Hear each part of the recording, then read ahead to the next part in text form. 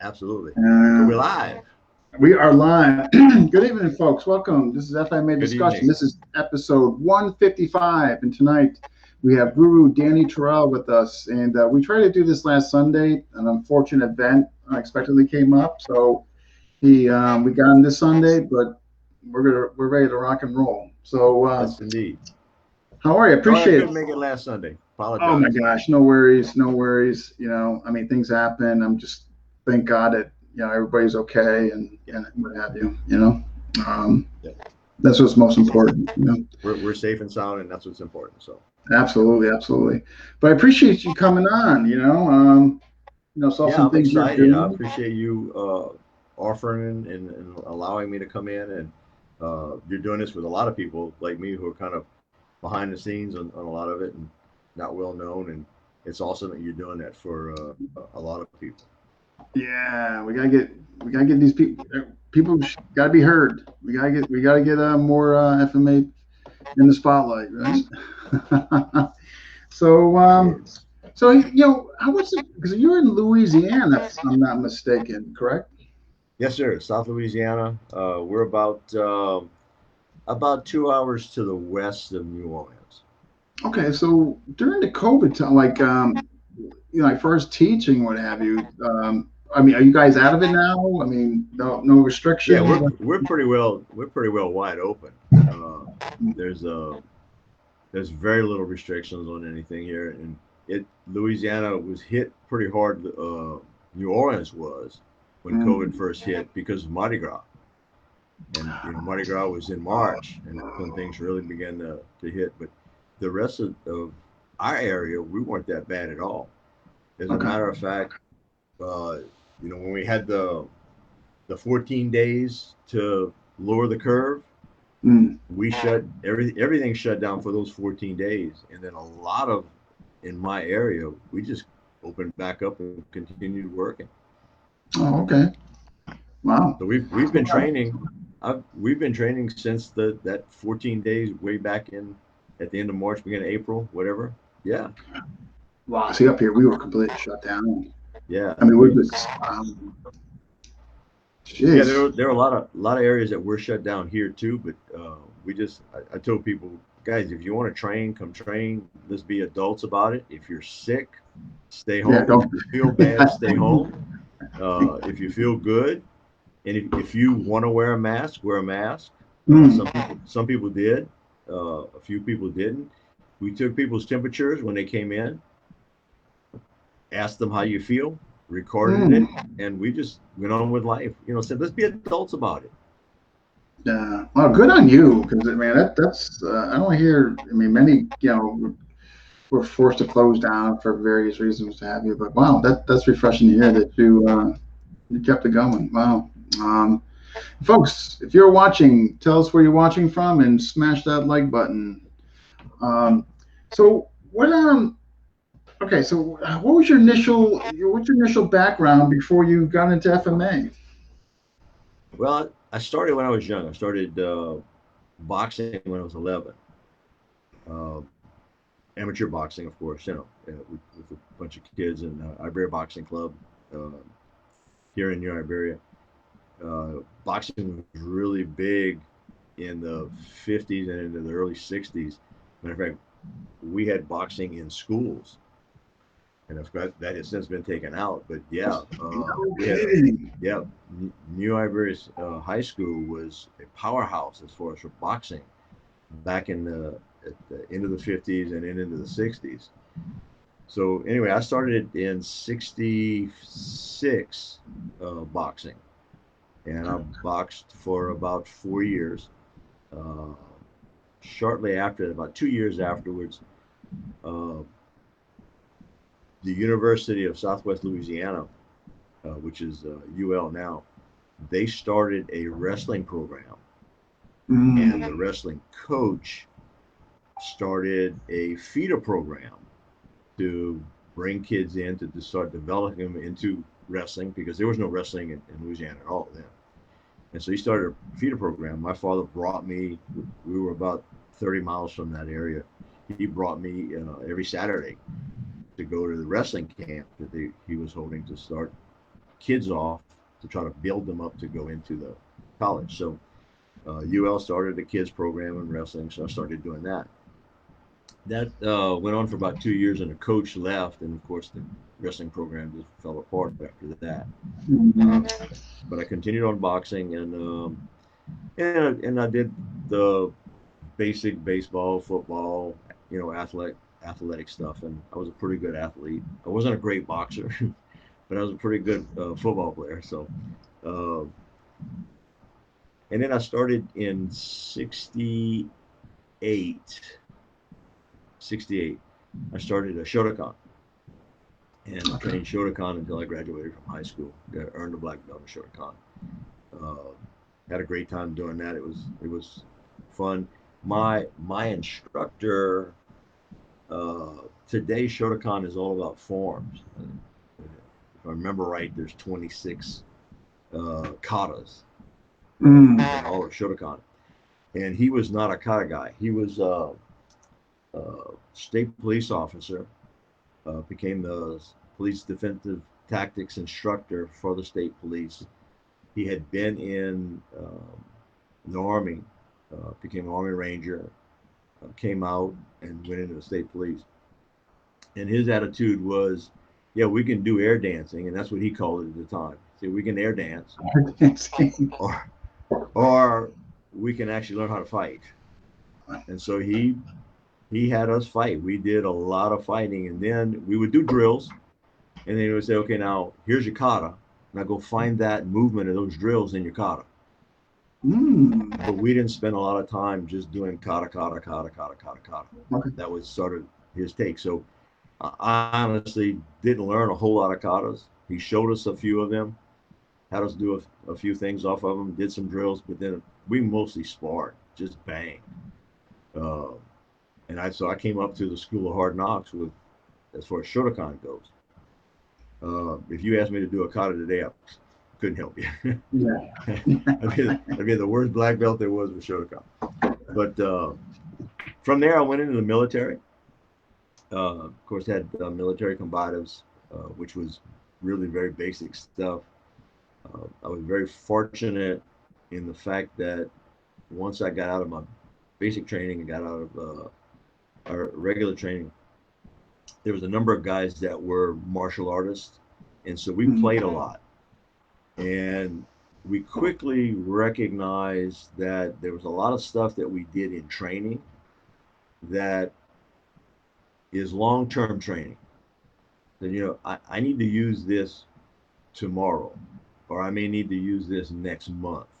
Mm. And so there was a lot of the training that we took upon ourselves and said, sharing and said, let's throw that out because that's going to take 6 months worth of training to get really good at.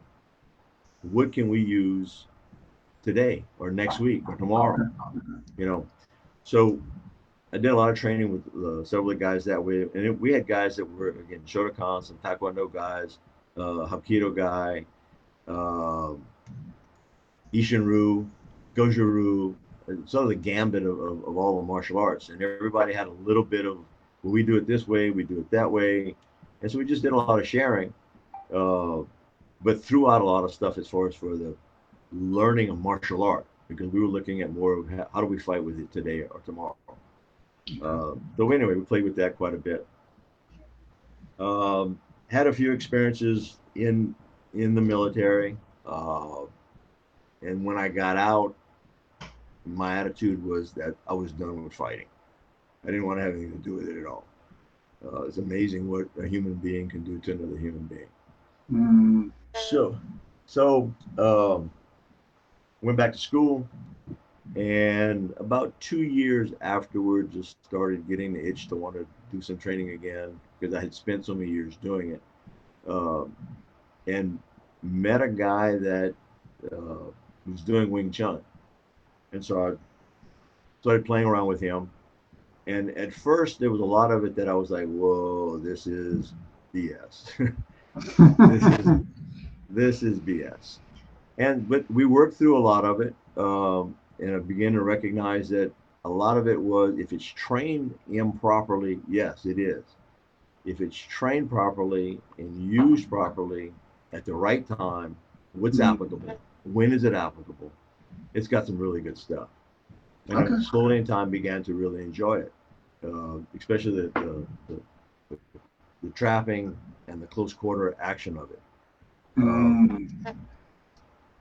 I continued to train Muay Thai, boxing, uh, got into doing a little bit of Silat. There wasn't a whole lot of that in my area where I was, so it came down to traveling. And I was very, very fortunate in the fact that my wife was very, very supportive with me being able to travel and to try to get the information because there was very little there. Uh, and then slowly, uh, just in traveling, I ran into Arjun Chai. Through Arjun Chai, I met Okay. Guru Okay. Dan. Yeah. Yeah. With Guru Dan, I met Oh, the Sir trio, Francis Francis Bong, Bong. right? Right. This, so I got into with those guys, and they were just so open uh, and a pleasure to be with, and all of Mm. them so humble and so giving that how could you not train with them? Uh, Wow. Through them, again met Larry Hartzell, Paul Vunak, Oh, uh, jeez. Big names. ran into a guy Dan Rogers, which was Hapkido. Uh, so I, I've experienced a lot of different martial arts over the years, but it was all a long distance love affair. Had to travel to it to get it, and just sort of continued with this from there. I went to a seminar and met a gentleman, Omar Hakim, in New Orleans back at the end of the 80s. I'm not sure, Okay. remember, it was 80, 88, 89. I'm not sure. Uh, and that was my sort of second introduction to Filipino martial arts. My So original introduction, pardon me? Dan being the first. No, when I was in the Philippines in the military, I was introduced. I saw it.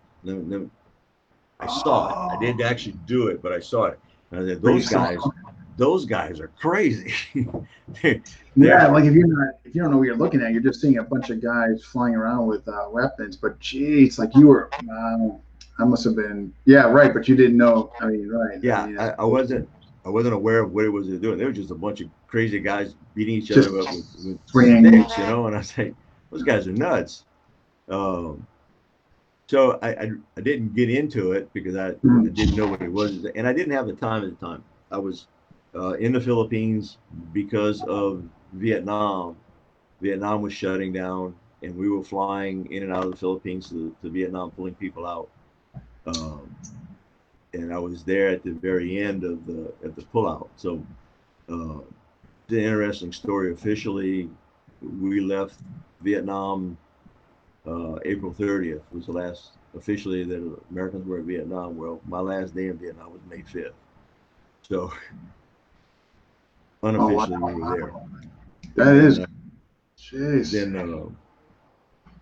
the Cambodia captured the merchant ship, the Mayaguez, and we went in and took the bunch of Marines in to pick up the crew and to get the ship back. Unfortunately, I think we lost 18 Marines or something when we went in with Oh that. man. Uh, but we got the crew back and got the ship back. It was Yeah, good. yeah. Wow. So that Jeez. was that. So anyway, I was in the Philippines at the time, and that's when I was sort of introduced to it, saw it, and just Saw it from afar and be like, yeah, I was oh, watching the guys say, "Whoa, those guys are nuts!" Yeah, yeah, yeah. but then through Omar Hakim is who I actually was introduced uh, Pekita Tertia and Filipino martial arts at all. Uh, Mm. so I started going to New Orleans twice a month, sometimes once a month, very seldom more than that, to train with Omar. and I would drive back home hanging my hands over the steering wheel because I couldn't hold on to anything because of beating each other with the sticks and the gripping of the sticks and all. So Mhm. uh, I drove. I can remember driving this way because my hands hurt so much. So then I could practice my Wing Chun doing Fuke style driving home. Oh my God, you're right. Think about that. Yeah, jeez, that must have been right on point. Yeah. And then it was through Omar. Omar moved from New Orleans to Dallas or the Plano area, I believe. Uh, and he brought Tuhon Bill in for a seminar. And so that was my first time that I met Bill. And that was, if I remember right, 91, maybe 92. 90, okay, Yeah, 91. somewhere in there. It may have been as early as 90, but I'm not positive on that. My memory's getting rough. Yeah, uh, no. I just when you used to train with Omar and all that, like was what'd you think of it? Like, I mean, was who was Omar? Was he directly under Gaye? yeah, he was working at the time. He was training under Gahe, and he had already trained a few times under John Bill, if I remember correctly. Okay, And okay. so that's why he brought Bill in, or maybe Gahe couldn't make the seminar at the time, and I think he sent John Bill at that time, who wasn't Tuhon yet. He wasn't too on at Uh, that time. right, wasn't Tuhon at that time, and sent him in to do the seminar. Um, and I mean, he didn't know me. I didn't know him from Adam or anything, you Hmm. know. So I just remember one of the guys that I was with uh, when came in, and he said, "That's him," you know. I said, "What, that big teddy bear?" Oh, He wow. "Come So, on," and he said, so, "Yeah." so, When he so with started moving, I was like, Omar, "I'm sorry, with go ahead." oh yeah. So was it like just was it the 64 ways of attack? Kind of like was that the curriculum? No, with Omar, Correct. uh, I, I I was introduced to 64 attacks through Hmm. Omar, but not at that time. When I Okay. first started training with him, we were doing more five attacks work, a lot of footwork, a lot of just power generation. Power Uh, generation, the really, yeah, coil step. just Oh, a okay. Okay. lot of footwork, a lot of sidestepping, a lot of torquing of the hips, twisting of the body. Mm. Uh, it was all about breaking sticks. There were times we would just you just hold a stick out and see how many hits you can make on the stick before breaking it. Uh, Um, we didn't do that a lot, but we did that several times. it's Just working just pure power. pure power, right? I mean, Yeah, but would you? But at that time, I mean, you must have saw. I mean, you must have enjoyed the system for you to want to continue. Like, I guess what I resonated loved from it. that system I that you loved it. liked? Yeah. And I can't tell you why. Um, it was something my wife has asked me many times. You know, why do you think you're so obsessed about learning this and continuing on with it? I have no idea. It was Mm. just something I gravitated to, and I just really enjoyed it. Um, I enjoy most all of the martial arts that I've trained. Um, Bikini is just special. I mean, to me, it is golden. Um, and once you start really knowing the curriculum and understanding the system and understanding what's being taught within it, there's Mm. so many pieces of gold that I just stayed with it. And No, no, no, no, no. I enjoyed the people I was training with, and I think that helped a lot. You know, when you having fun, whether you like the system or not, it's the people Yeah, that that help. helps. You know, Sure. it's the relationships that Yeah, right. you know. Uh, Yeah. and so they didn't beat me up; they beat me up. You know. Wow. Yeah, We got to, jeez. we did back in the early days. Didn't have hockey gloves or anything, so I used to wear a golf glove. Uh, get a right hand and left hand golf glove and use that to protect your hands with. It was either that or the Which one? great big. I can't think what they're called now. The big gloves like what Bruce Lee would use to stick your Oh hand. yeah. I know you're talking about. Yeah, Those big massive gloves. So uh, yeah, that was actually hard to hold a stick with. yeah. They weren't. Yeah, but I mean, I guess certainly better than getting your hand. But I know the gloves you're talking about. Yeah. Yeah. So we anyway through Omar, I met Tuhon Bill, and I trained with a guy here, Stephen Young, and Steve was another obscure martial artist at the time. I haven't heard from Steve in probably 10 years now. I have no idea where he is anymore. Uh, he was, we're all strange in our own ways. And Steve was certainly strange in his own way, just as I am. Um, but he was an excellent, excellent martial arts instructor. Mm. And his big thing was good reps. And so we rep things out over and over and over again. He was also good in my case because he took a liking to me. Uh, he was left-handed, so we did a lot of left-handed work. And so his right hand was very good because he did most all his training in class right-handed. But then he wanted to be able to work his left hand, so he and I get together uh, at least once a week and just work just left hand. So I spent a lot of time being able to train with him as he moved up uh, through the system as well. That helped me, and that which came back when you started doing double sticks, and then of course double knives. Uh, all of those good reps with him helped. So it was good. Jeez, great stuff. We got a bunch of people here. Just gonna give a quick. We got Gilman Williams, Eric O'Brien, Joe Robello. All right, Emma Cookie, I'll put my Steven, glasses on so I can see him. Sean from Canada, John Kuspas, and Muck Brother, Jeremy. Steven. Hey, Steve. Tempo Gloves, yes. Hey, Gilliam. And we got Richard Pac-Man Richard. checking in All right. all right. Folks, if you're watching, tell us where you watch from and smash that like button.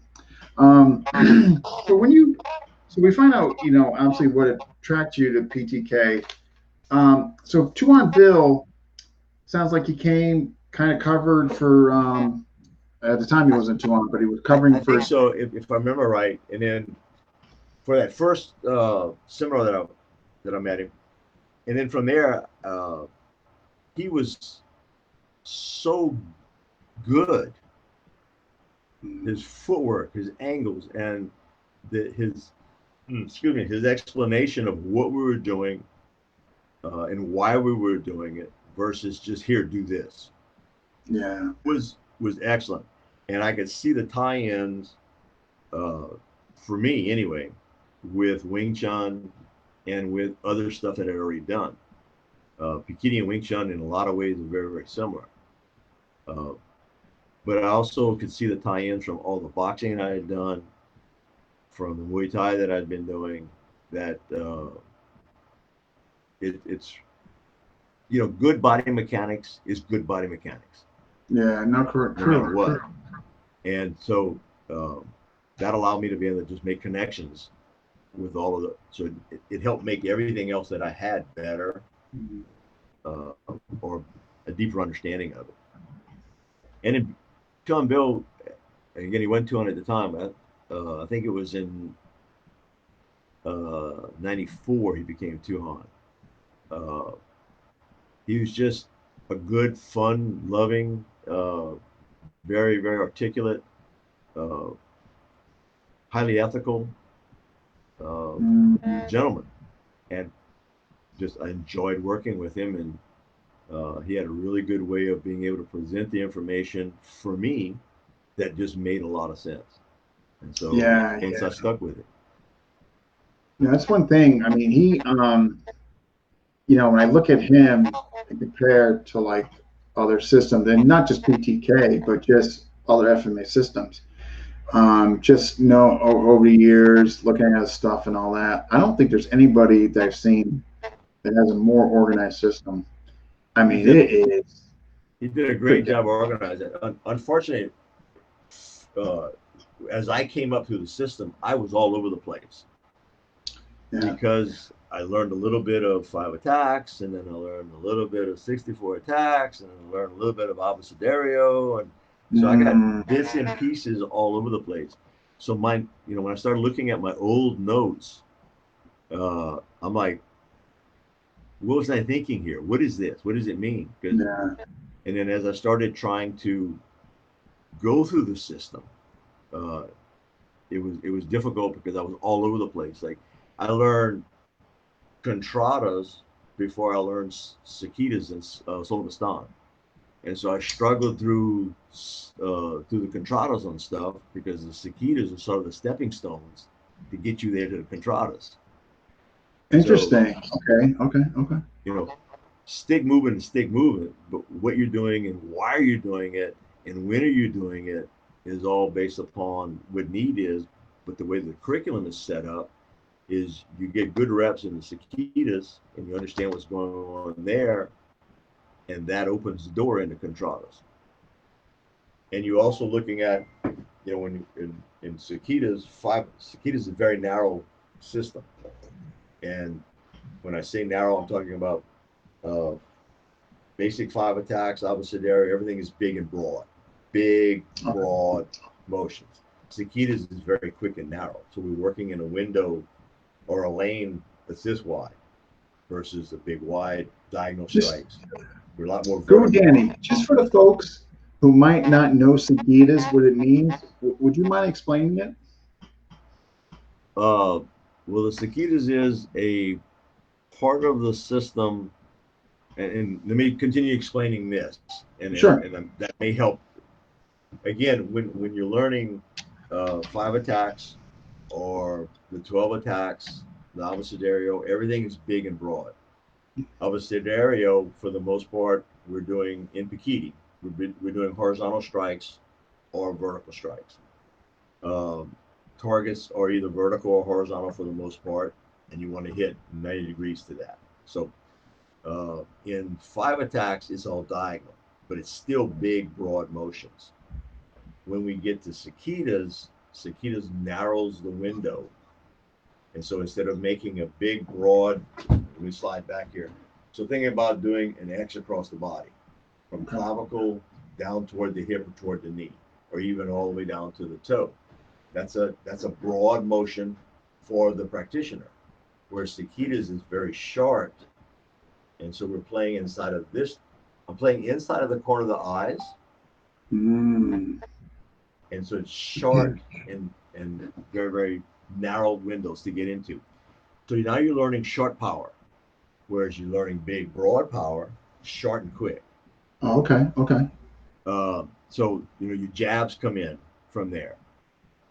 Uh, Short thrusts instead of going long, deep thrusts, it's just short, snappy thrusts.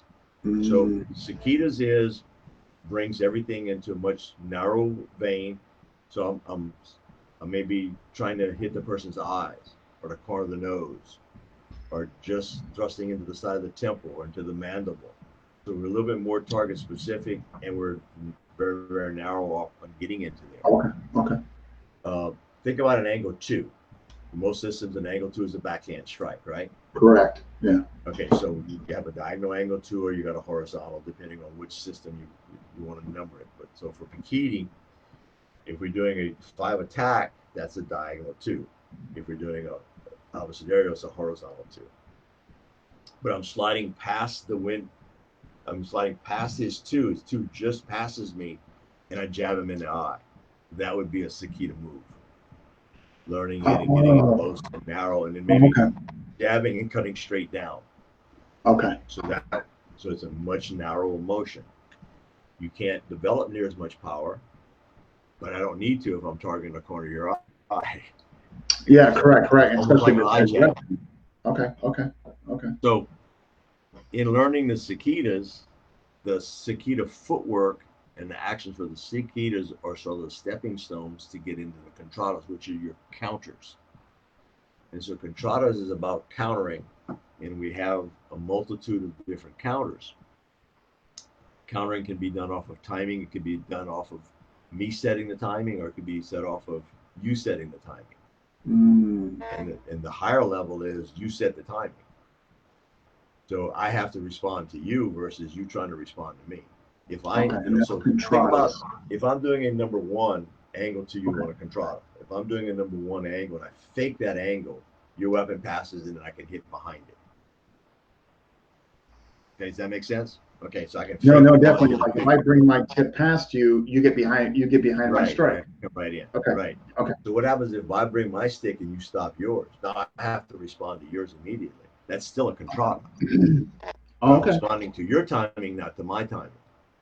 And so the higher level Interesting. is I have to respond to your timing. So the cicadas learning that timing and getting in is where you start learning that to be able to go into contradas.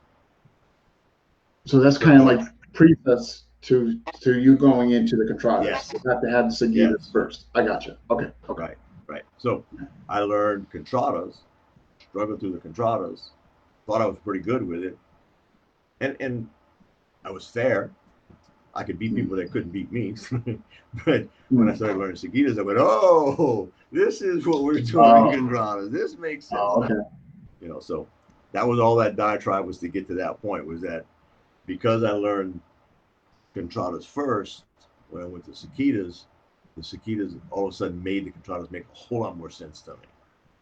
Oh, because once you got that narrow, the more narrow lens and what have you. Okay. So Exactly. then while we're on that, just for people who might not know these terms, then recontras, what would they be construed as?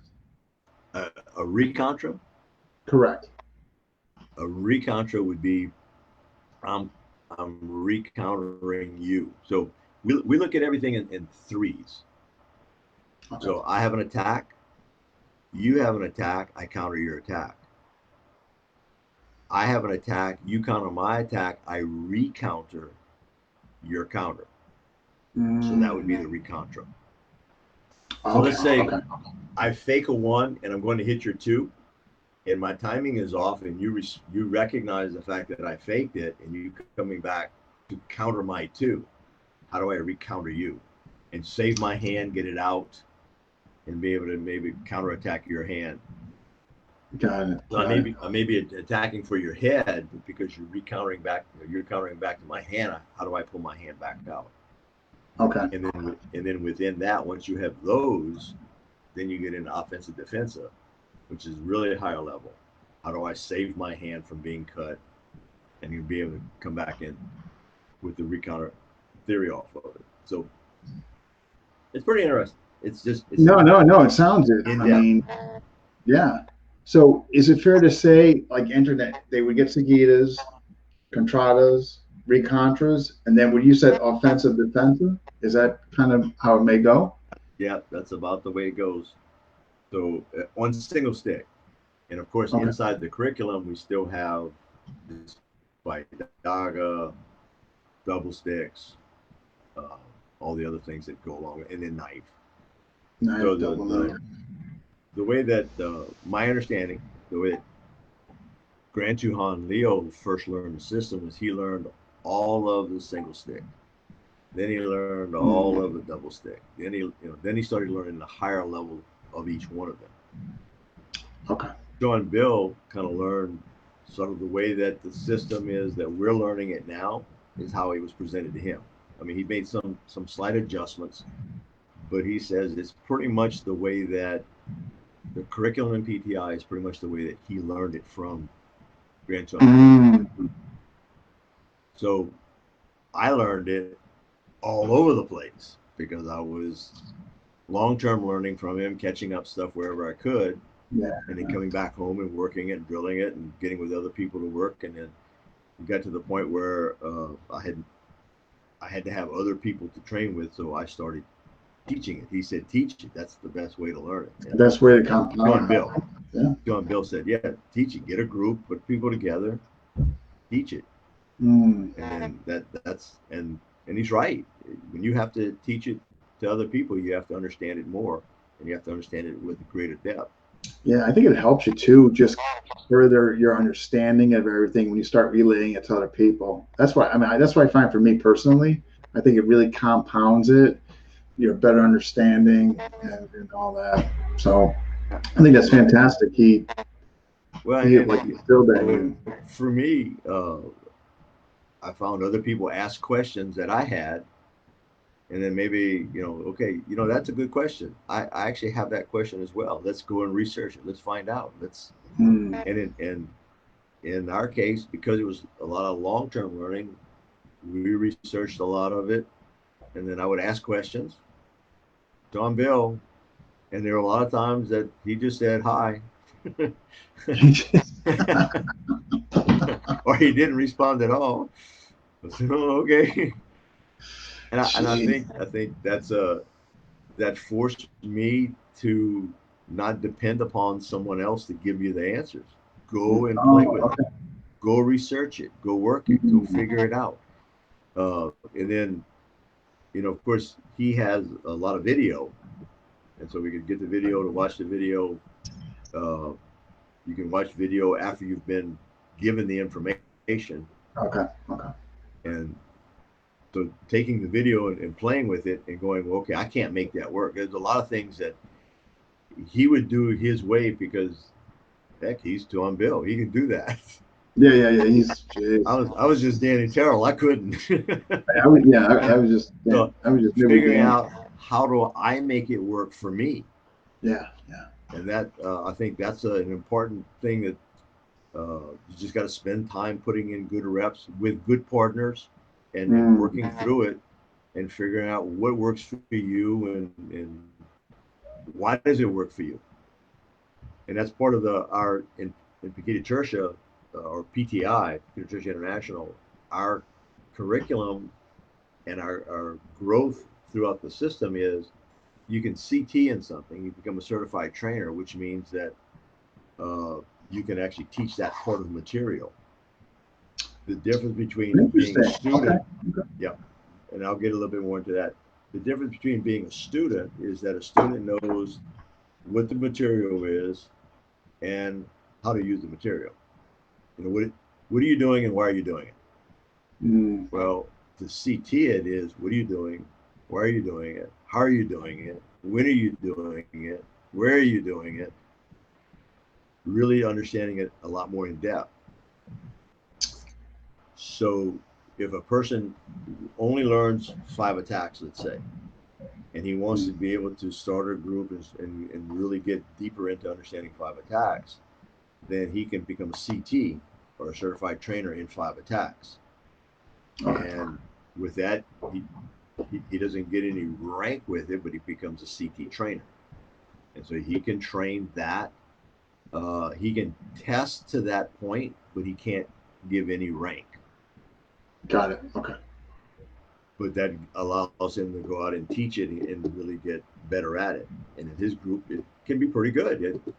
We have a lot of really good CT trainers that are really good with that material, whatever material Mm. they're CT in. Excuse me. And then, of course, they can continue to go through the curriculum and learn other parts of the system, and it becomes Right. CT. Same thing. Kind of. Okay. Right. And then from there, they can earn rank by going up through the system. Where's the first rank? I'm sorry. Where's the first rank? The first rank, Yankan. Okay. Yankan is the first rank, which is Okay. first step. Yankan means first step or beginner. Okay. And in the Yankan series, there's tempering and kickboxing, which we teach early and first. And it's more, uh, for me, I think it is. It's more there as an ethos to get people accustomed to being punched at, to Mm. learn basic punching and kicking and elbowing and kneeing versus getting into the weapons itself. Uh, and then there's 5 attacks and there's uh, Chuck's having a senior moment. But there's I, I can't remember the curriculum off my hand. That's why we have a No, no, no. I was just curious what the first. But So it sounds like there's a few steps before actual guru. oh yes, oh Okay. yes. Okay. There's Yankan, Lankan, Lankan Guru, Uh, there's several steps along the way before you get to in the Guru by any means. Okay. So when you were, so when you decided you wanted to go after being exposed to him at that seminar and all that, so was it basically you would attend his seminars? I mean, would you go up to see him in New York, or was it more you would catch up with him through the seminar circuit? I did both. I started bringing him in, and then Okay. doing seminars with him. Traveling to whatever seminars that he had throughout the throughout part of the '90s. He was going to Dallas at least once a year, sometimes twice a year. Omar was bringing him in, and then every now and then he would go to Houston, which was really nice because he's only about 3 hours, 3.5 hours away from there. Uh, but yeah, I traveled wherever he was to to get time with him, and then I Yeah. traveled to New York several times. He was doing a once a month. He was doing a 4 hour session in a dance studio in New York, and White so I would have. Plains, right? Pardon me. I remember seeing the advertisement of that. I believe it was in White Plains, New We York. He was doing it. he did White Plains a few times. He Okay. did in Fishkill a few times, and then Fishkill. he was actually doing it in the city. He was going to a dance studio in New York City itself, and I went a couple of times uh, to do that. I just flew up there to do 4 hours with him. I know You know, the things we do, huh, to enhance our journey. Huh? well, if you want it, you got to go get it. And Yeah, make it that's available fact, to you. man. Uh, Yeah. but and I say I did that with all of the martial arts that I was doing. I traveled uh, Atlanta, Washington D.C., Virginia, California, Mm. Texas, Oklahoma, Arkansas. When people were in the area to try to get over there and see them. Yeah, yeah. It's what you gotta. Yeah, I mean, exactly. Like if you want to progress and you're hungry, you're gonna do what you need to do to Absolutely. get it, obtain it, to practice Yep. it, whatever. I And mean, and again, I was fortunate. My wife was supportive in it. I'd hate to that helps. I'd hate to add up all the money. I don't even want to think about it. When I think about like from Seox, Atienzas, Anasana Blend, Oh yeah, AMOC, I mean, like I think about that, like, okay, if I had all that money right now that I spent in a bank account, I know, but you can't because it's just like, no, it's like any other education. yeah, and the Some people get relationships. educated to go be a Yeah, doctor, a lawyer, or whatever that's else. true. Right, right. This Yeah, we right. got educated in being able to Stat beat people. people up. I mean, but Not it's that so we do true it. though. I mean, it's just No, no, it's so true. it's just a passion. What's the difference if you're spending money on a bachelor's degree and then you decide to go for your master's and then you decide to go for, I mean, yeah, Yeah, it's, absolutely. you're It's putting money ongoing into, education, and then being able to share with other people. yeah, the Again, relationships. I can't. I, I I don't know why. All I know is that I really really enjoy it. Uh, Gives me a lot of pleasure, and Mhm. I'm just thrilled to be able to do it. No, I know. And I think there also comes with a side of addiction too. I just Yeah. or OCD or Well, whatever little quirks and jerks. Hey Joe, hey Joe. Um, oh, Joe's huh. follower. Yeah. Hey, Joe. So, um, all right. So then you're going to see him and all that. And obviously, I mean, this continued obviously for, I mean, a bunch of years, right? I mean, Yeah, I still travel to see him. right, right. I Yeah. mean, and yeah, Um, jeez, yeah. Throughout the '90s, all the way throughout 2000, two and yeah, I still. thousands. And then I met John Scott Falk, and surprisingly found out that he was about an hour and a half away from me in Sulphur, which is further to the west. So he and I traveled together several times, uh, roomed up whenever we would go to camps in New York. uh, just to be able to get the information. That's all. Yeah, yeah, Uh, yeah, yeah, yeah.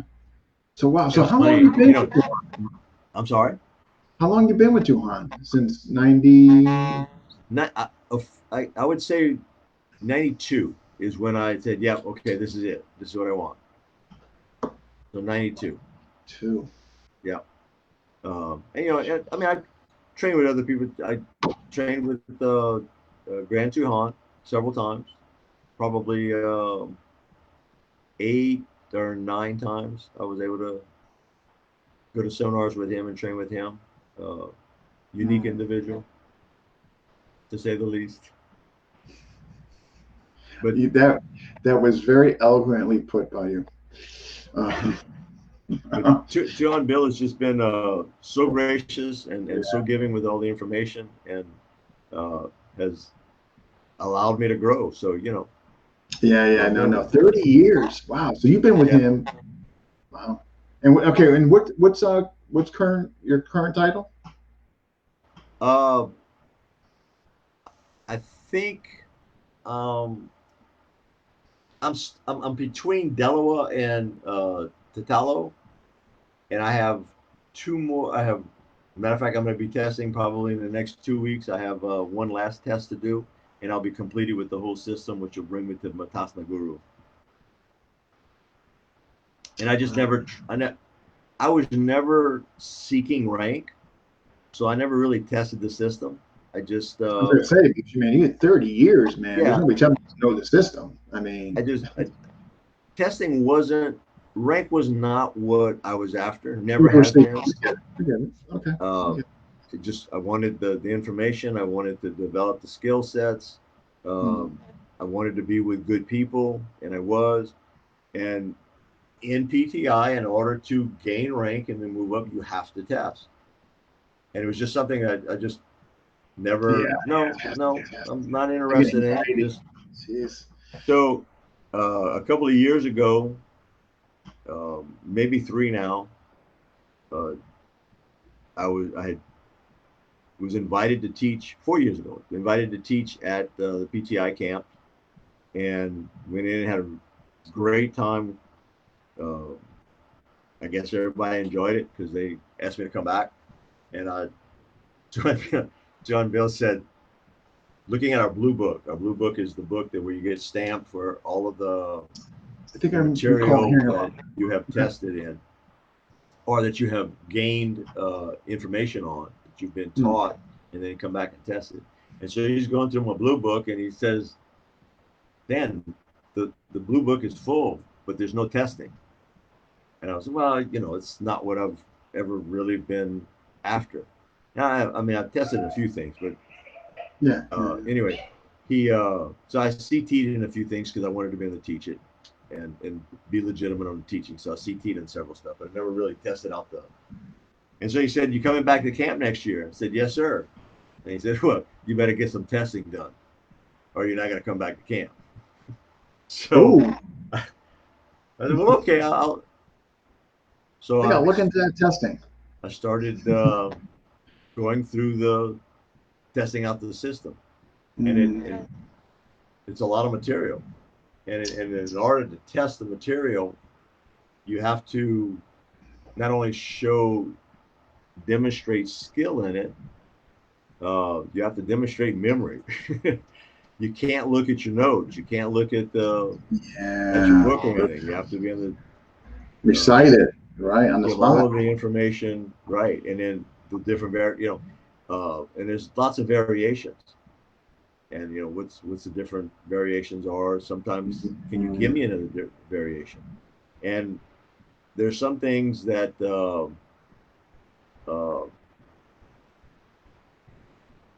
I can't do the same way that Tuhon Bill can do, or that maybe that you can do. So I may have to make an adjustment because of age, because of Mm. injuries. Uh, there's like going down on my knees. I can't go on my knees. I've had both two total knee replacements, so there's a lot of stuff that I Oh can't do man. that way anymore. Walking across the floor on your knees, I can't do that.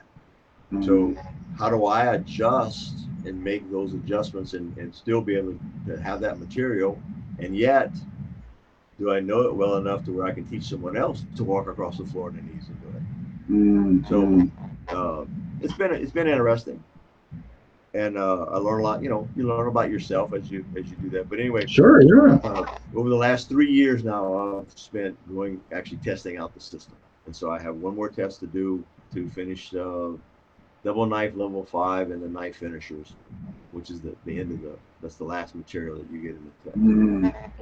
And you don't get the Well, knife hey, finishers until you finish everything. okay. That's You get the there, you very get last there. part.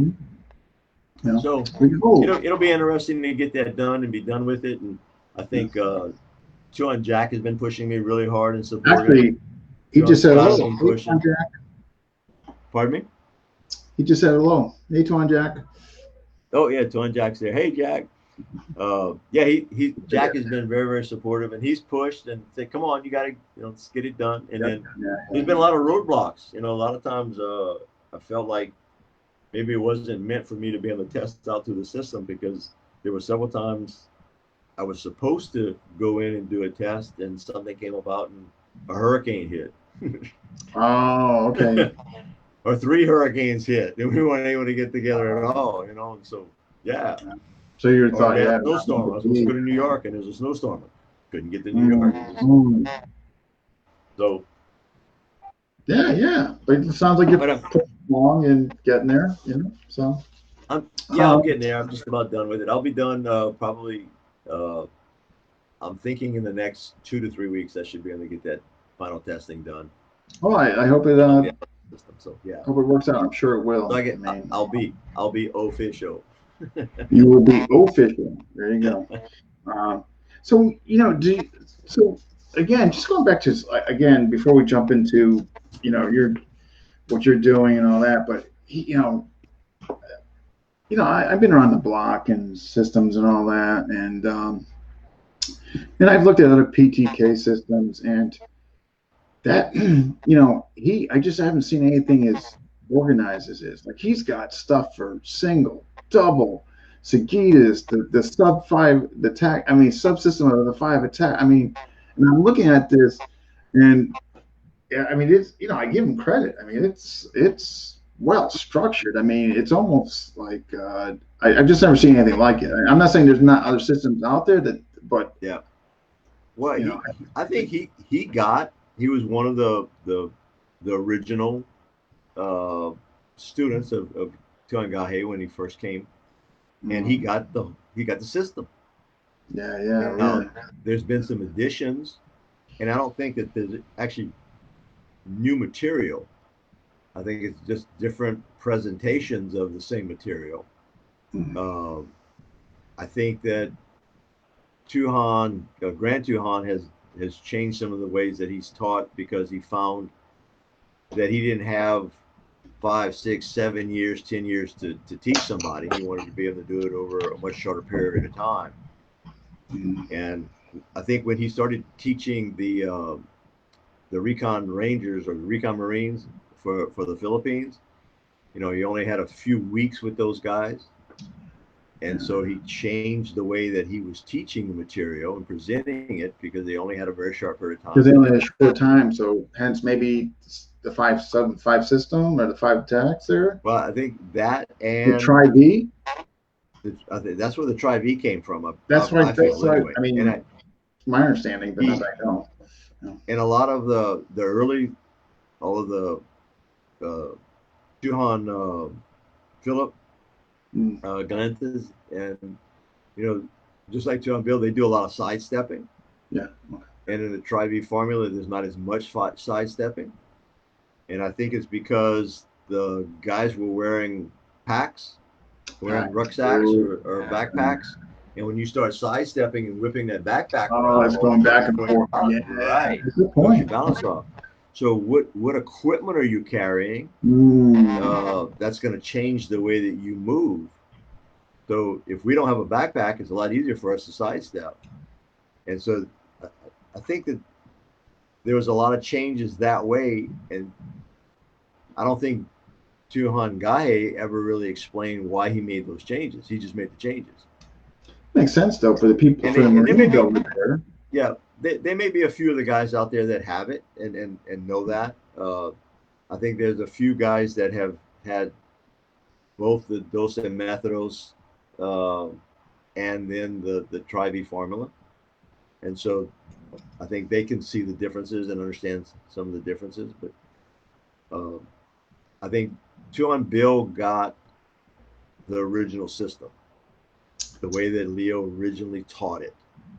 And I think he made some changes on based upon the way that he learned it, meaning Tuhon Bill passing it on to the first generation of guys. Because a lot of them already had training. They already knew how to punch and kick and knee and elbow. So I think he kind of consolidated some of the stuff that he did. But then John Bill just took copious notes and had to have, huh? went back and sat down. I think he had a great relationship at the time with Grand Tuhon. You know, he looked at him like a father. He was a surrogate father to him. He spent a lot of time at his house, and then he moved to Texas with him when he moved to Texas. Okay. I think he lived with him for about 2 years, if I remember right, if my memory's correct on that. So yeah, he looked at him as a father, and I think I know at one time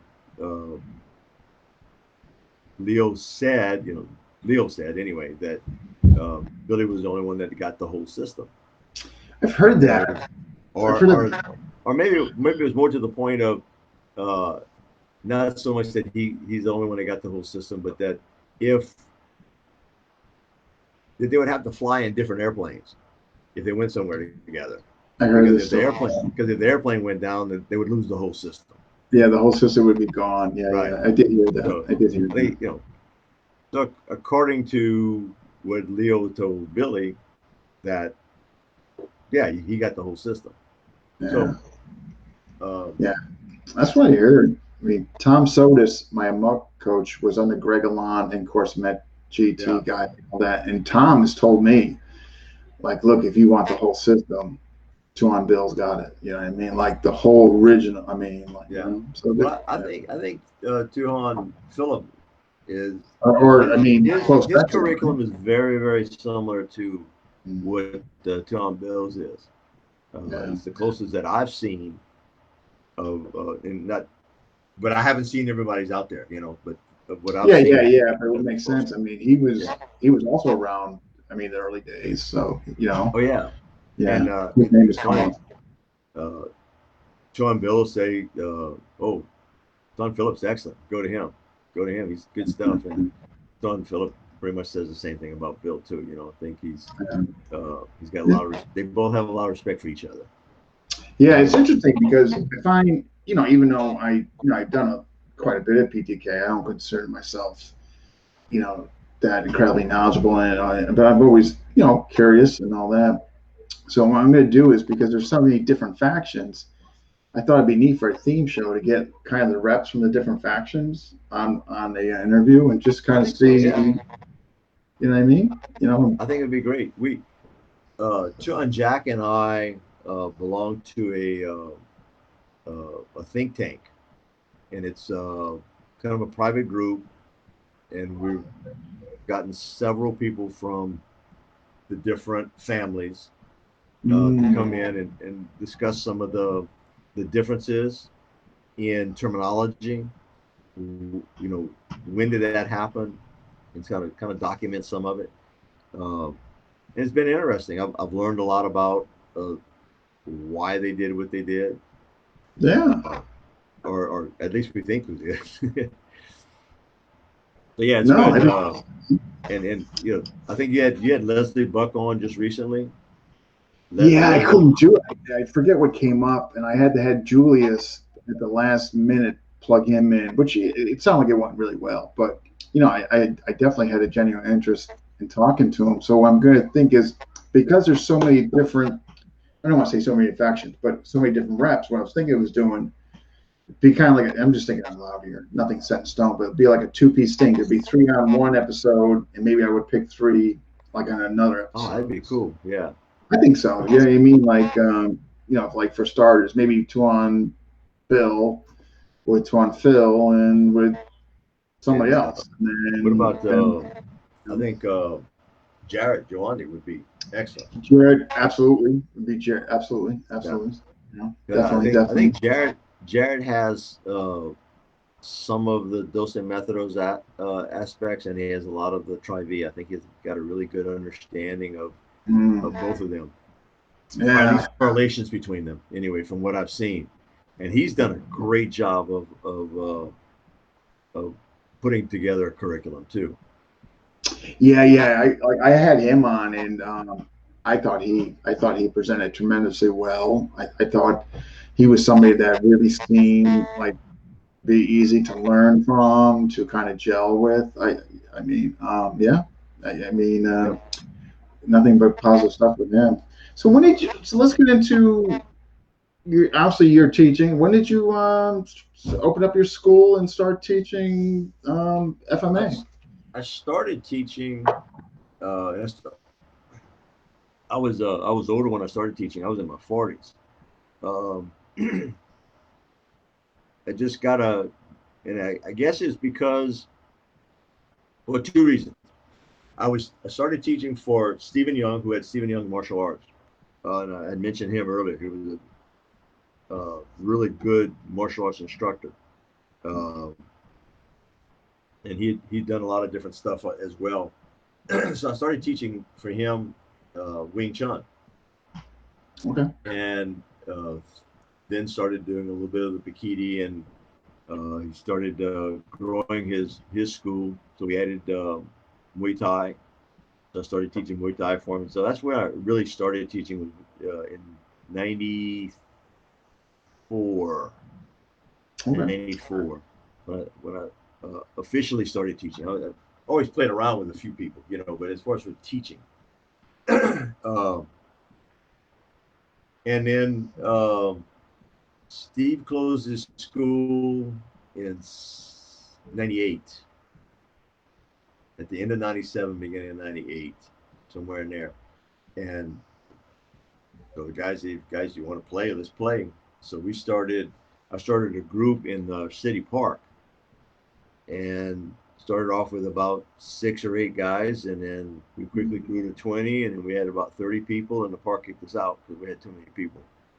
And then when we were trying to do stick work, there that was a big. They were like, no, you can't do that. You can't be Oh, in banging a each public other with park. sticks or Yeah. scaring other people. So Yeah. uh, Yeah.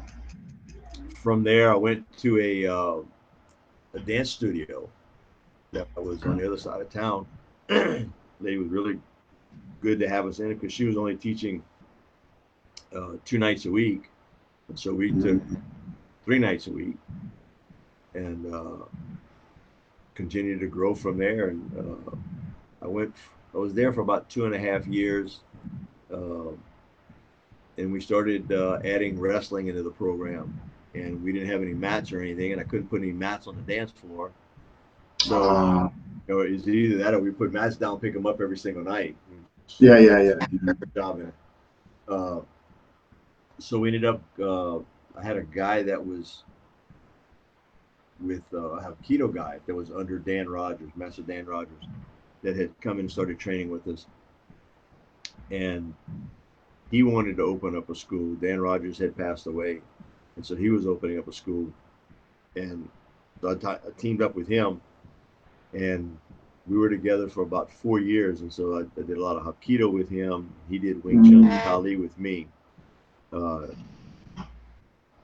and we just sort of shared some training time, and ended up growing to about I had about 60 students, I believe, at the time. oh wow, that's a lot. Yeah, and then I was working full time, uh, Mm, and then teaching 3 nights a week, 3 hours a night. that's a So lot. I would go in and I would teach an hour of Muay Thai, an hour of Wing Chun, an hour of Kali on 2 nights, and then one night I would do an hour of Wing Chun, an hour of Muay Thai, and an hour of wrestling. Okay. Okay. So yeah, that was wearing on me, working 8 hours a day and then going in and Yeah, teaching yeah. once a week. So I ended up breaking away from him. I wanted to grow the school, and he was happy with the size it was. And I said, well, so I went back to New Iberia and opened up my own school there. And that's where we coined progressive martial arts. Okay. And I was more inclined to, I wanted a training center, not an academy, because I wanted people to come in. And to me, training was about learning. And I wanted people to have to work, not just come and learn the academic aspect of it, but the physical aspect of it. And it was pretty successful. We did well. I ended up growing to about 200 students. Oh, that's excellent. Yeah, we did quite well for a number of years, and finally I got to the point where my wife was saying, "You're too old to do this," and my body was. Yeah, I tell you, I had a lot school of too. old injuries. A lot of old injuries started coming back. Yeah, it's a lot, man. It's a lot when you have a school. Yeah. So I moved from that school that we were in. We grew to, like I said, about 200 students, and moved into a 6,000 square foot building. And in that building, we added combat submission wrestling under Eric Paulson. Okay. I met Eric. I don't remember how I met Eric. I had one of my students who became an instructor under me, Mark Amon, had been pushing me for about 3 years. You need to see this guy. He had gone, and I've always told my students, anybody you want to train with, go train. Sure. I'll never restrict you from training with anybody. Who am I to say you only train with me or whatever? Especially when I'm going out training with everybody else. I know. It'd be hypocritical. Yeah. Absolutely. Well, and I'm secure in what I have. I'm secure in who I am. And, go train with somebody else, and if they have something better, man, bring it back. I know. You're just making the nest better. I don't know why people get like that. But it keeps you honest. You all of a sudden you realize, well, maybe I need to work on that or get better at it. But anyway, Mark pushed me for several years to, you need to come train with him. You need to come train with him. I said, yeah, I know he's good. I've seen a lot of his stuff.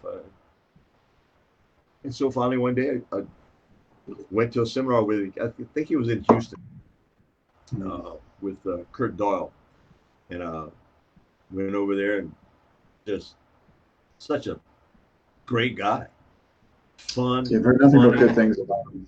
A great instructor, and his pedigree is amazing.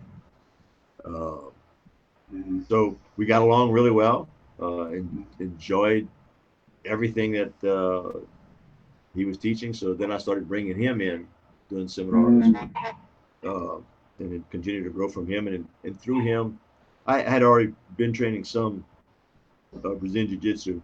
Had trained with Hey Diego, and a little bit with Pedro Sauer. But then when I met Eric, he said, "Yeah, you need to do Jiu-Jitsu as well." Yeah. So I ended up I was a 17-year white belt in Jiu-Jitsu, and Eric said, "You're not a white belt." Yeah. So he ended up pushing me to test, and moved up through that. So yeah. So now I have a purple belt, even though I don't consider myself a purple belt. Yeah, but still, that's so. Now, for present status quo, I mean, you're teaching. I mean, obviously, you got the kids class going. You're giving FMA to the kids, correct? Oh, yeah. I have about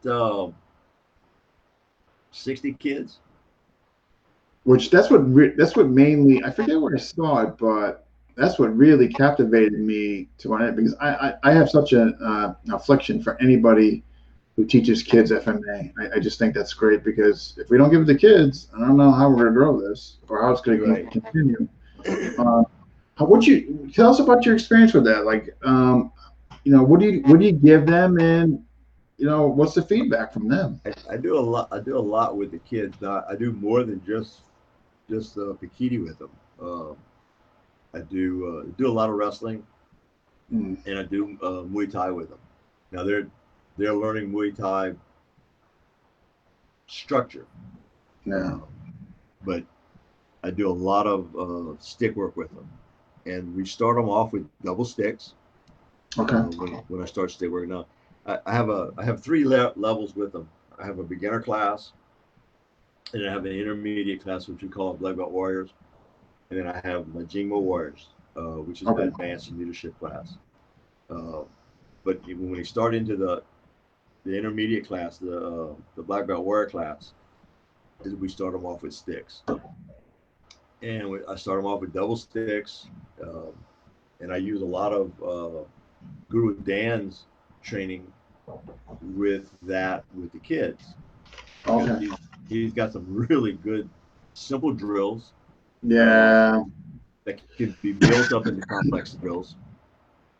But if the kids can do it, the adults can do it, you know. And so Mm.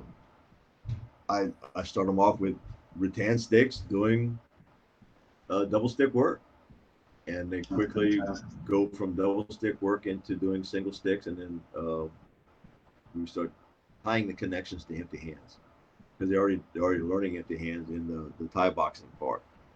So Yeah. I do submission wrestling with them.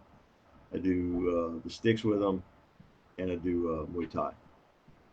That's incredible. Now, so you're also having your kids spar around the salt sticks, correct? Absolutely, absolutely. We start Fantastic. with I start them off with noodles, just pool noodles. Okay. I Yeah. All right. cut the pool noodles off, and I start them off in the beginner class with pool noodles, and it's more that's just free for all, just go. And so Mm. okay, noodle war. Everybody grab a noodle, noodle war. And just go. Yeah. Yeah. Yeah. Yeah, Yeah. Yeah. just they beat each other up with them because nobody can get hurt with a noodle. You know, Yeah. Yeah. they get hit in the face or you get oh I got hit in the eye. Oh yeah, okay. Yeah. Yeah. Uh, let me see how much blood we got. No, we don't have any blood. All right, go back to work.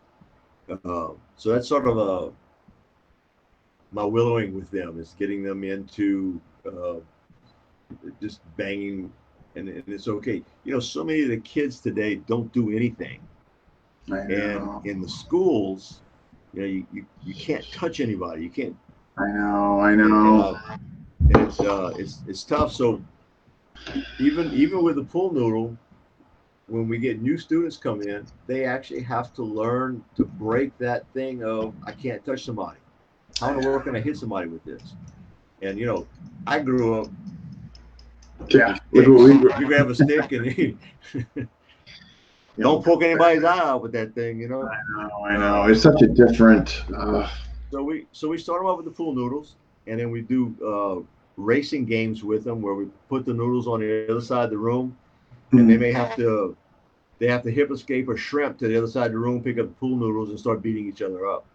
Oh, that's neat. They're getting their Oh, shrimping in by the. Okay. so Yeah. they're getting shrimping reps in, or they'll have to crab walk, or they'll have to do Yeah. forward rolls or whatever, those kinds of things. So uh, they're getting reps in and how to use their body in other ways to get to the pool noodle to be able to beat somebody up, and that's the fun part. Doing Yeah. the reps on the other stuff, so they're having fun getting reps in that they wouldn't Yeah. do otherwise. They'd grab and complain about. Oh, that's Uh, fantastic. so we do those kinds of things with them, and then we'll start again actual rattan sticks when they get into the intermediate class, and they immediately go to double sticks. We Mm. start them off with cob, which is just broken strikes, Yeah. Cop out. Yeah. Okay. and 1, 2, 4, back and forth, 1, 4, 2, Yeah. 1, 4, and then we start developing into our double stick program uh, for Bikini, which is what we call the upper eight, which is basic center wall drills, which is 1, 2, 2, Okay. forehand, inward, backward, backward. Yeah. Uh, And we're okay. Yeah. yeah. So working all the different variations of them, and then we make games. One of the things that I've learned with the kids to get them to learn to do cinema, I actually learned from a guy who had a aneurysm and Mm. uh, survived through the aneurysm, ended up having a stroke.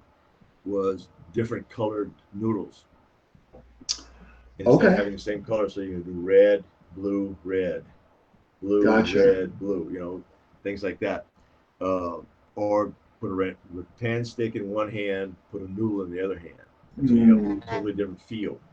And yeah. they pick up those drills and that coordination drill much easier by having something like that. And Oh, what a so clever idea. I, Wow. I get the kids to do it, and it's funny. Within a couple of classes, they're sitting there doing the center wall drills Yeah. I've seen by it. doing it You with should, I've us. seen some of your clips of your classes for those are, and you got a special way with those kids. I could just tell, Thank you. you know, yeah, I, you I could I just tell some really of these really good kids. Yeah. I really enjoyed doing it with them. No, I could see it. You could see And it. then Yeah. we go from there, and we start them off with soft sticks. Yeah.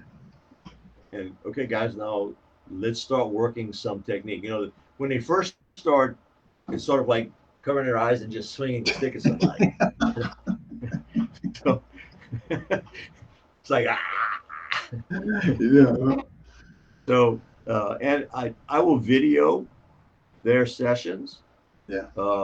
do that a lot, and then show it to them. Oh, Say, that's guys, this is fantastic. what you look at, and I will do peer critiques, where Mm, okay, all right, Dean, I, I we're gonna video you, yeah. and here's your little 30-second spot, and then I'll put it up on the television. And okay, guys, watch this. So, what do you think Dean is doing that's really good? What do you think that Dean could do to make it better? And so Mm, it keeps the kids engaged, and they're getting critiqued by their peers, not by me. right. Right. Right. And the kids can be really tough on each other. And so Oh, a lot of times I'll tell them, "Whoa, actually he did pretty good with that. I really like that. That was good." But yeah. they're looking for things that you do bad so that they can say, "Hey, you did this bad." But then the next time they get up there, you get them back. Yeah. Guess And what? it's Yeah. amazing how they will absorb that information from their peers much quicker than they will get it from me. So I we think use yeah, that. because maybe So because right, from coming from yeah, the peer. Yeah. yep. So we use that, and it's funny. I had a one of my instructors, Mary Madeir, who was a Muay Thai instructor for us for a number of years now, probably the last 8 or 9 years she's been training with. She's been an instructor under Arjun Chai, and she came in and was wanting to help with the kids. And uh, her first 2 or 3 sessions with us, she was like, "Oh my goodness, I can't believe how much these kids know." And they're Yeah. doing all I the double believe it. stick work. They're doing how in the world do you get them to do that? Just they do it. I, I just present the Mm, information in a manner in which they can absorb it, and then I get them to teach each other. So yeah. I will do things like, okay, we're going to do upper eight series, which is 1, 2, 2 chamber, 1, 2, 2 chamber. Uh, I'll say, okay, who can show me upper eight?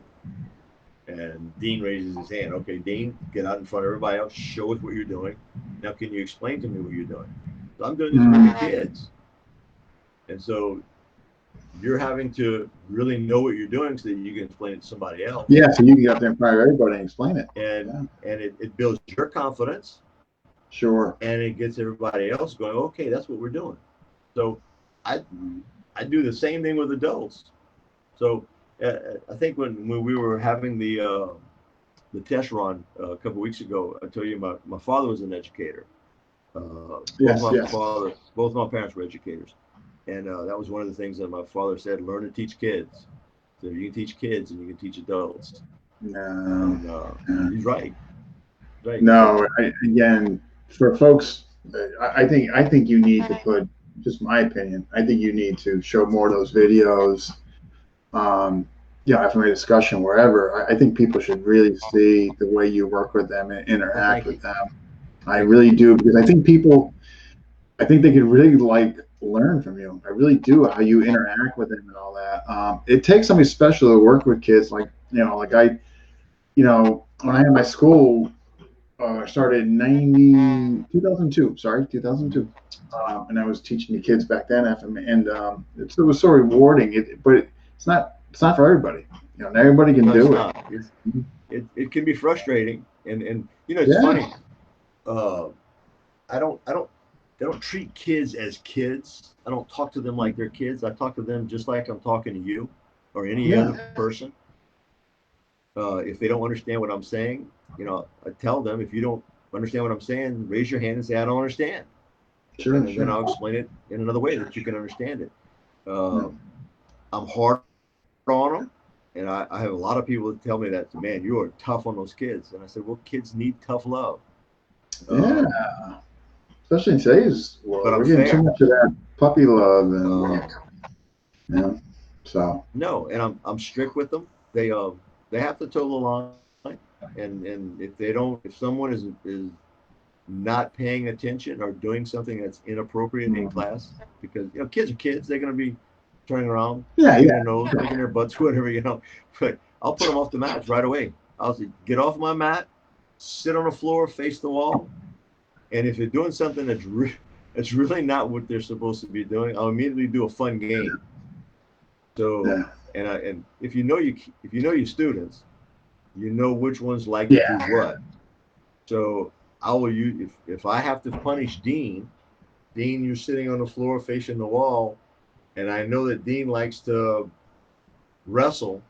We're gonna do some wrestling games real quick, Guess what we're gonna be and doing then now? you don't get to play. And so it's like, oh man, well, Yeah, yeah. They'll tune them up quick. I mean, yeah, and that usually straightens it out pretty quick with them. yeah, I So believe it. Yeah, folks, again, I just think you really should. I think you should post more of them. The way you work with those kids, I think other people should see it. I really, well, thank you. I'll do that. I I'll do think you that. should. And by all means, I mean, please put on an FMA discussion. I think people could really, those who are considering maybe incorporating an FA Kids program, what have you, I think they could really benefit from like how you interact with them. I immediately saw it. You know, it doesn't take much. If you know somebody's really good with kids and pours himself into them, and that's what I saw with you. So I think Well, people thank could you. really I, benefit from it. I have a lot of I have a lot of kids that are on the spectrum. Um, and it's funny, my wife even said that. Said, "Man, I think we're getting to be known as the Spectrum School or whatever because you have so many of them." I said, "But that they need that, and it's okay. There's nothing wrong Those with are the that." best ones So, because you're helping them. I used to get the absolutely, best feedback from them, from parents, and the absolutely, most satisfaction from them. Anybody could teach an athlete, top notch jock, but get somebody like that who yeah, falls on this, to me, that was most rewarding. it's right there, man. I'm telling you, Them I know, drugs, I know. yeah, yeah, I Wow. love it. To see, I mean, even teenagers, adults, all of them, when you see people make the connection, when they all of a Mm, sudden, wow, okay, this is what we're doing. I got it. yeah, That's yeah, yeah, yeah. it's rewarding. No, Feels good. 100%. Yeah. Feels good. So what do you got? So all right, because we're coming on an hour and a half, but this has been great. Tell us about the camp. What you got going on with the camp? Oh yeah, we canceled the PTI camp last year because of the of COVID. I need to put my glasses on because I'm gonna have to read some of this. Sure. um, um, Let me find this real quick because in my little older adept mind, I begin to forget stuff. Anyway, we closed the camp. We canceled camp last year because of COVID. And Mm, John, Jack, and I, John Scott, uh, the Guru, Chris Verdot, uh, we were really pushing to have the camp again this year. And New York was still getting shut down games and what didn't know particularly what was going to happen. So Tuhon Bill was very concerned about it, and he decided to not do the camp, not just because of the COVID this year. His mom has been having a lot of health issues. yeah, I Uh, heard. I his heard. wife Karen's mom is having a lot of health issues, Heard. and Yeah. they're there for them. You got to take care of family. So with uh, not knowing what was going to happen with COVID and everything, he had decided that he was going to cancel the camp again this year. So Tuhon Jack and I immediately said, how about we do the camp? Mm. Would you be open for that? And we certainly don't want to take anything from Tuhon Bill by any means. Oh, sure. Yeah, We yeah. took him all the way because PTI camp is his. And I know Tuhon Jack, this is sort of his highlight of the year, is to go to the camp and to help and teach. Mm. So Tuhon Bill said, yeah, absolutely, you guys go for it, go do it. Tuhon Scott and I did a camp in Louisiana back in March. It was the first Louisiana camp that we did. That did really, really well. So we were really excited about having the summer camp. So anyway, we're going to have the summer camp. It's on. It came about today. Uh, it'll be John, Jack, and I will be teaching. John Scott's not going to be able to be there, and neither will Matasna Guru Chris Guro. He's not going to be able to get out of the Philippines. They're still having shut down over there, so he's not going to be able to travel in.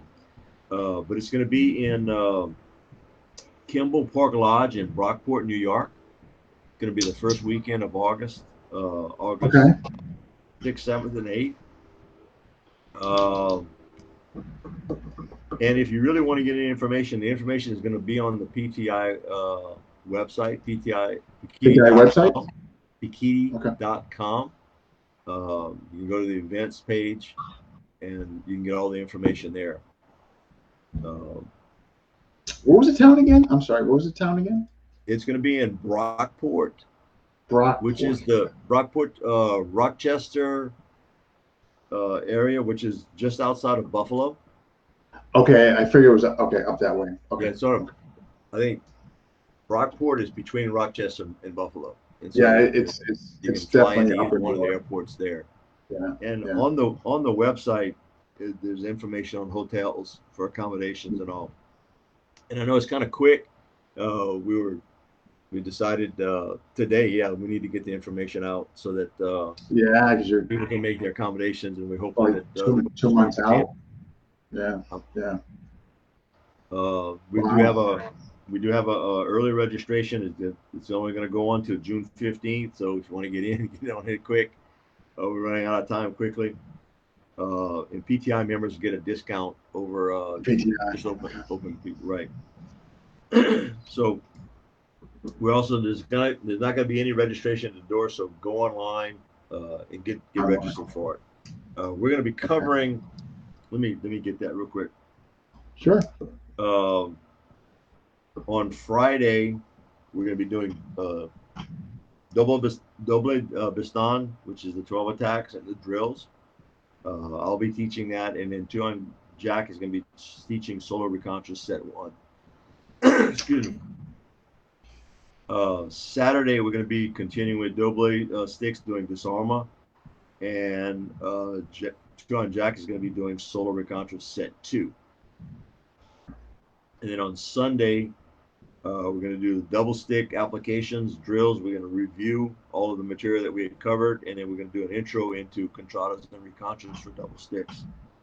And Tuhon Jack's going to do Solo Recontra Set 3. So depending on what level you're on, if you're on the advanced levels, then you can go up and do the recontras with Tuhon Jack. And I'll be doing the double stick work. So we hope everybody will support us and support PTI and the camp. Wow. Yeah, it works out. Well, this has been an absolute pleasure. I'm so glad we made this happen. I appreciate you coming on. You know. I appreciate it. I didn't realize I was going to talk as much as I did.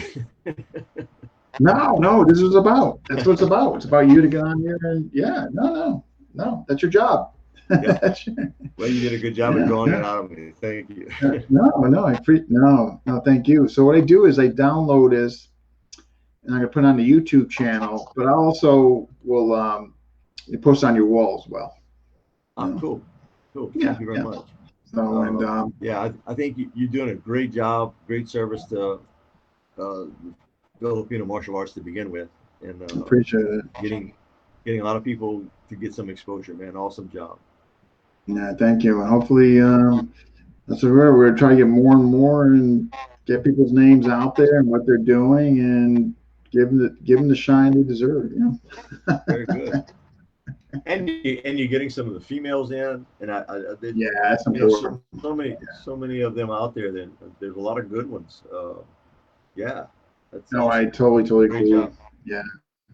Do you have a link for the camp? Can you send me a For link the via messenger? it's on PTI.com, Okay, because I was saying what I can do is I can www.pti.com, and you can go to the events page or the seminar page, and it'll be on there. I got that. Okay, good. Because what I'll do is I'll share that FMA discussion, of course, and post it here. Cool. Okay. Yeah, definitely. Anything like that. Takiti.com. Don't hesitate to share it there. You know. Yeah. Yeah. So. Well, thank you. I appreciate it. Yeah, anytime. Nice Take job. care of yourself and post those kids vids. I'll do that. Thank you. I'm kind of, I think about it afterwards. So I've got a couple people with me now that say, just do the videos. Just take videos. Yeah, 100%. People need to see it. I'm enjoying watching them so much that I forget about it. Yeah. Well, yeah. People should see those. But well, thank you. I will do that. All right. Well, you take care of yourself. Everybody have a nice evening. Thanks everybody that came in and put up with listening to me. Yeah. All right. All right, Guru Dan. You take care. All right, you too. Good night. Good night. All right. Who is next? Tomorrow night. Usually don't do 2 in a row, but it just so happened to work out is when I could get Todd Fosse on, and he's going to be on tomorrow night at 6 p.m. Eastern Time. We're going to be going over Knife and Gun, and he's done a lot of work with grappling guy Greg Nelson, so that should be a good show. So if you are around, stick around and check that out. Again, that's going to be tomorrow night at 6 o'clock. And if you haven't already, subscribe to FMA Discussion on YouTube, where you can see this interview and other great ones. Thank you for all that tuned in, and we'll see you tomorrow.